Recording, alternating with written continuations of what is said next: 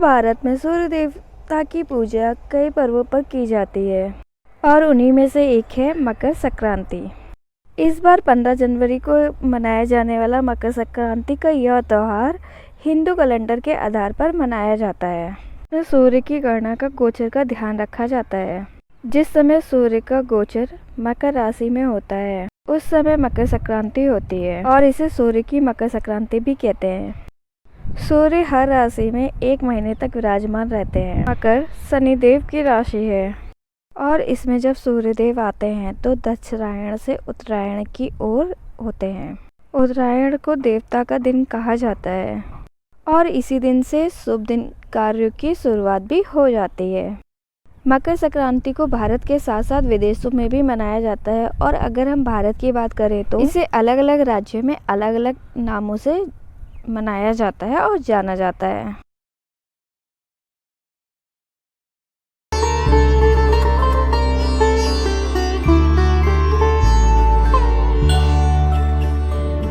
माघ मकरगत रवि जब होई, तीर्थ पति आव सब कोई। कहने का तात्पर्य यह है कि सूर्य के मकर राशि में प्रवेश के साथ ही धार्मिक क्रियाकलापों को और गति मिल जाती है। सूर्य के मकर राशि में प्रवेश को ही मकर संक्रांति कहा जाता है।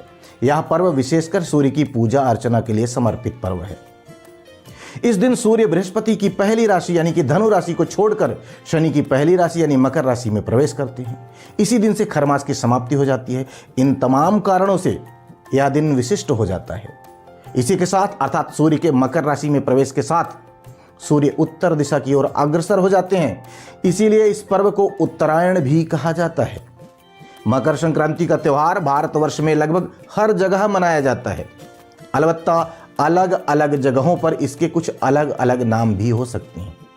इतना ही नहीं, भारत के अलावा नेपाल में भी इस पर्व को, इस त्यौहार को पूरी श्रद्धा के साथ मनाया जाता है। रहा सवाल कि इस दिन दान पुण्य क्यों किया जाता है, तो आप जान ले कि यह त्यौहार सूर्य की महत्ता को दर्शाता है। सूर्य है तो संपूर्ण जगत में ऊर्जा है, अन्यथा यह संसार ऊर्जा विहीन हो जाएगा। मानव जीवन को चलाने वाले ग्रहों के राजा सूर्य ही हैं। जिनकी कुंडली में सूर्य मजबूत होते हैं, साथ ही साथ अनुकूल भी होते हैं, उनका जीवन सकारात्मक दिशा में बढ़ता रहता है।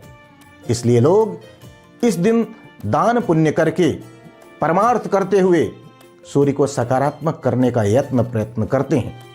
धार्मिक दृष्टिकोण से सूर्य के उत्तरायण होने पर स्वर्ग के दरवाजे खुल जाते हैं और इस समय किया गया दान पुण्य का जो कार्य है वह स्वर्ग तक पहुंचता है। इसीलिए इस दिन लोग विशेषकर दान पुण्य करते हैं। यद्यपि दान पुण्य अपनी सामर्थ्य के अनुसार हमेशा करना चाहिए, लेकिन जो अधिक सामर्थ्यवान नहीं है वो लोग भी पुण्य की लालसा में इस दिन दान पुण्य करते हैं। मकर संक्रांति के इस वर्ष अर्थात 2024 के मुहूर्त की बात करें तो इस वर्ष सूर्य 14 और 15 जनवरी की दरमियानी रात 2:54 अर्थात 15 जनवरी के 2:54 AM पर मकर राशि में प्रवेश कर रहे हैं। अतः 15 जनवरी 2024 को ही मकर संक्रांति मनाने का विधान है। इस दिन मकर संक्रांति का पुण्यकाल सूर्योदय से लेकर सूर्यास्त तक रहेगा, जो लगभग 10 घंटे 31 मिनट के आसपास का रहेगा। दिल्ली के समय के अनुसार यह समय सुबह 7:15 अर्थात सूर्योदय से शुरू होगा और शाम को 5:46 तक रहेगा, यानी कि सूर्यास्त तक रहेगा। यदि हम महापुण्यकाल की बात करें तो महापुण्यकाल सुबह 7:15 से लेकर सुबह के 9 बजे तक रहेगा, अर्थात 1 घंटे 45 मिनट रहेगा। यद्यपि पूरा दिन ही दान पुण्य के लिए शुभ है, लेकिन इस समय अवधि को यानी कि सुबह के 7:15 बजे से लेकर सुबह के 9 बजे के बीच वाली समय अवधि को और ज्यादा अच्छा कहा जाएगा। इस दिन की पूजा पाठ और सूर्य आराधना की बात की जाए तो सुबह सवेरे सूर्योदय से पूर्व उठकर ब्रह्म मुहूर्त में उठकर भगवान विष्णु और भगवान सूर्य का मन में ध्यान करना है। इसके बाद दैनिक क्रियाकलापों से निवृत्त होकर किसी पवित्र नदी या फिर घर पर ही गंगा जल व काले तिल मिले हुए जल से स्नान करना है। स्नानोपरांत तांबे के लोटे में अक्षत और लाल फूल साथ ही साथ गुड़ और काले तिल डालकर भगवान सूर्यदेव को अर्घ देना है।